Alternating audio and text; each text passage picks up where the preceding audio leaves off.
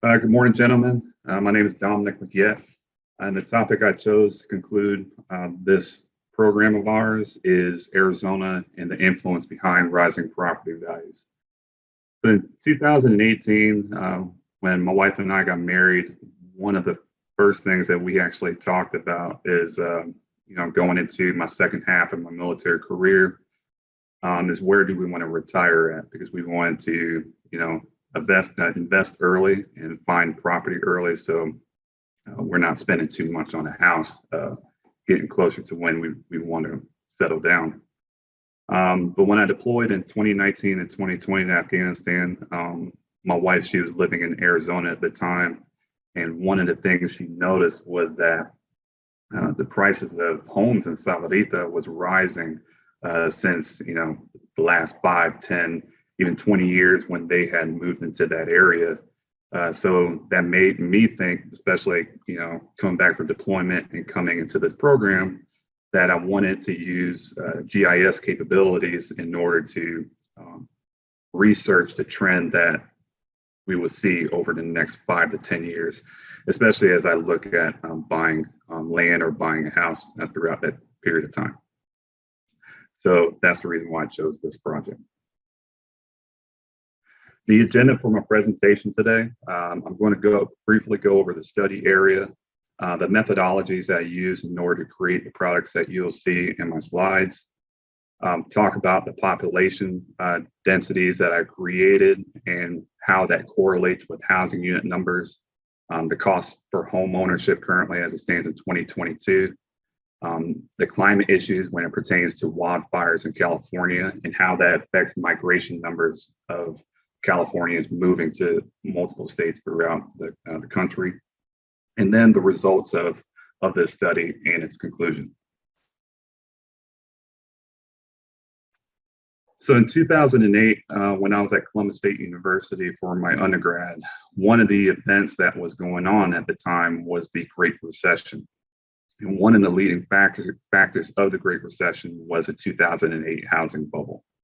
So financial institutions were giving middle to lower class household loans that were a lot higher than their income. And they were assuming risk by issuing these loans out to borrowers that may or may not be able to repay those loans. Prior to 2008, the default rate was about 4%. What the default rate is, it's the rate in which the borrower is unable to pay back their debt. In 2008, that rate rose to 8%. So as the decline got too severe, the Financial Reserve had to intervene and acquire large portions of the major banks in the United States to help fight inflation and lower these interest rates that was happening at these high interest rates along with the home values as well. So this resulted in current homeowners that may have bought property during these inflated times having negative equity on the value of their home. And currently we're seeing kind of the same trend with the inflation prices as well due to the pandemic. Over the last 10 years, Arizona itself has exceeded a housing growth rate far beyond the national average, and mainly because of the lower cost of living, the higher quality of life, the economic opportunity, and the cultural attractions here in Arizona. So along with that, today we'll talk about the increase in housing units, the population increase due to reports that Californians are migrating into Arizona, the climate change that affects that migration numbers, and then we'll conclude it off. So for the methodology, these were the outcomes that I expected to be able to tackle this problem set. The first thing I did was create a population density where I downloaded data from census.gov, imported it into Pro, joined it with a table of the county feature class, or joined that table with a county feature class that I got from the GIS hub from the appropriate states. And then I created the density product by simply just changing the symbology to a graduate symbol, limiting it to 5 classes, and then choosing a color ramp that allowed for me to show the disparity between the population in lower populated counties to higher populated counties. And then similar to the population density product, I did the same process for the housing units as well. For the average housing costs and taxes, I downloaded data from multiple real estate agent sites and then went through it and pulled out only the average cost of each city and county, and then generated a graph that you'll see here later on.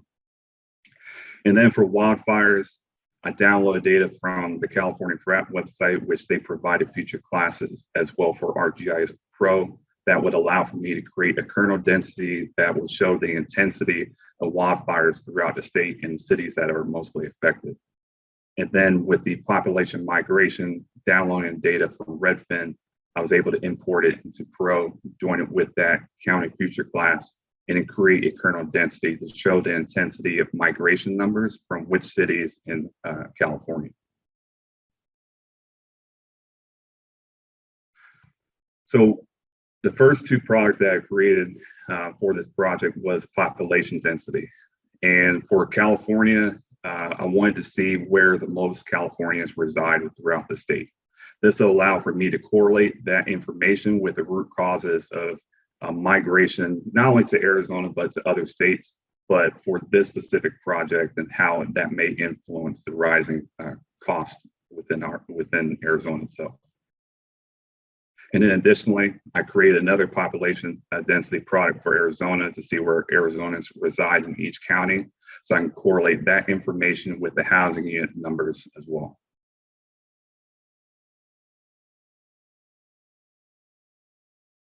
So I took the Arizona population density for comparison to the housing unit density. As you can see in the bottom left chart, Maricopa County has the largest increase over the last 10 years. So using that small sample size, I was able to see that there was nearly a 10% increase of housing units in Maricopa County. And using that density product for the housing units, you can see that the housing unit intensity is similar to the relates and correlates to the population density from the previous slide.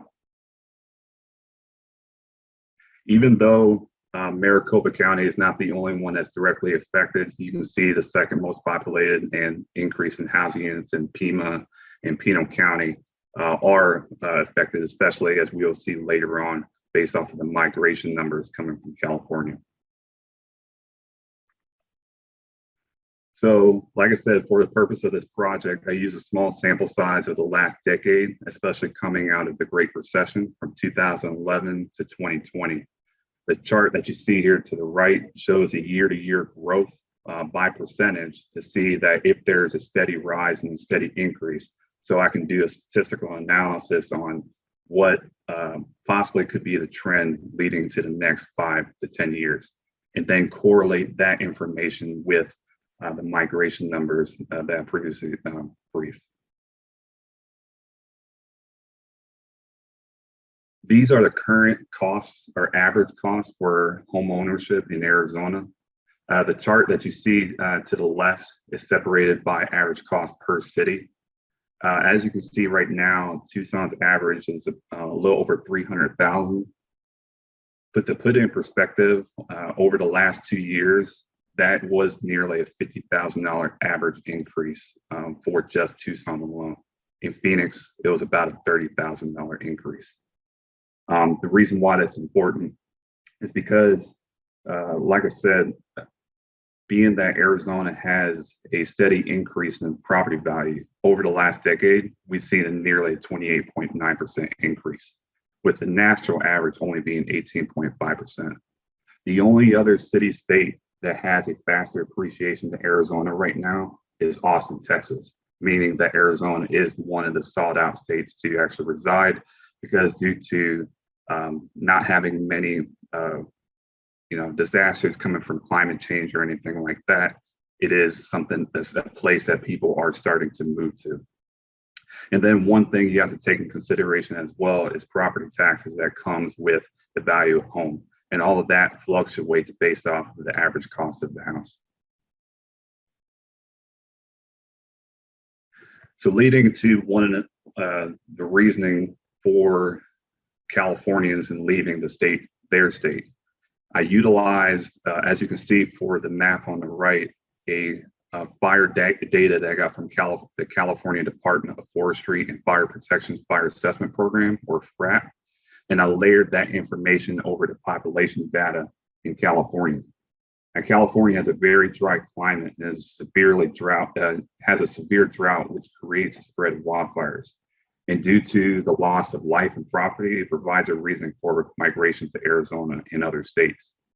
So the outcome really for providing this product, it helps identify the most affected areas in comparison to the most migrated areas. In this product right here on the right, you can see that a kernel density was conducted in order to show the intensity of occurrences of migration numbers leaving those cities, along with lines that will show where they're migrating to specifically in Arizona. The four major cities and counties that they're moving to is Flagstaff and Coconino, Phoenix and Maricopa, Tucson and Pima, and Prescott and Yavapai. Even though there are 11 major cities that Californians are migrating from, the most populated cities and the areas most affected by wildfires are Los Angeles, Sacramento, San Diego, and San Jose. And that correlates with the most reported information that you can see off to the right for migration numbers, along with the percentage of the population that's leaving California that is coming to Arizona.